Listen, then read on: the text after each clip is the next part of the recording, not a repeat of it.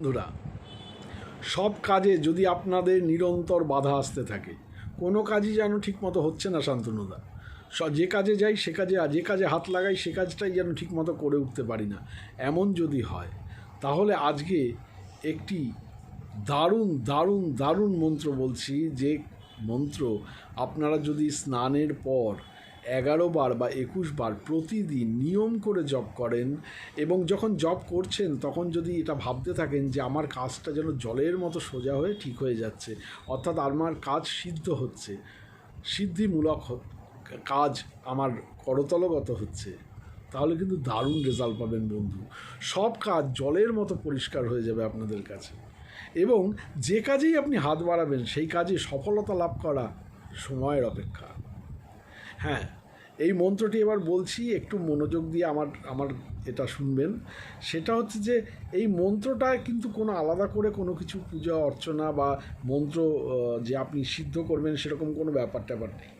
এই মন্ত্রটা জাস্ট আপনাকে জপ করতে হবে 21 বার বা 11 বার, এবং যখন জপ করবেন তখন কিন্তু অতি অবশ্যই মনে রাখবেন সকালে জপ করলে কিন্তু সবথেকে ভালো ফল পাবেন বন্ধু। সকালে সব কাজে আপনি সাকসেস পেতে শুরু করবেন, আপনার ব্যবসায় আপনি সাকসেস পাবেন, আপনি চাকরি ক্ষেত্রে সাকসেস পাবেন, আপনার ধন সম্পত্তি, ঊর্জা, বৈভব, ঐশ্বর্য এগুলোও কিন্তু আস্তে আস্তে আপনার করতলগত হতে থাকবে। মন্ত্রশক্তি সম্পর্কে নতুন করে কিছু বলার নেই।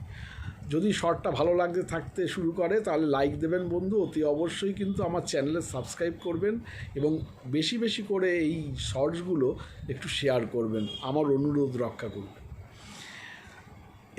এই মন্ত্রটা যখন জপ করবেন তখন একাগ্র চিত্তে জপ করতে হবে, এবং এটা দেখতে হবে, অনুভব করার চেষ্টা করতে হবে যে আপনি যে কাজটা করতে চাইছেন সে কাজটা যেন সিদ্ধ হয়, সেটা যেন সিদ্ধি হয়ে যাচ্ছে, অর্থাৎ অলরেডি সিদ্ধি হয়ে যাচ্ছে। আপনি এটা অনুভব করার চেষ্টা করতে করতে কিন্তু মন্ত্রটি স্পষ্টভাবে উচ্চারণ করবেন।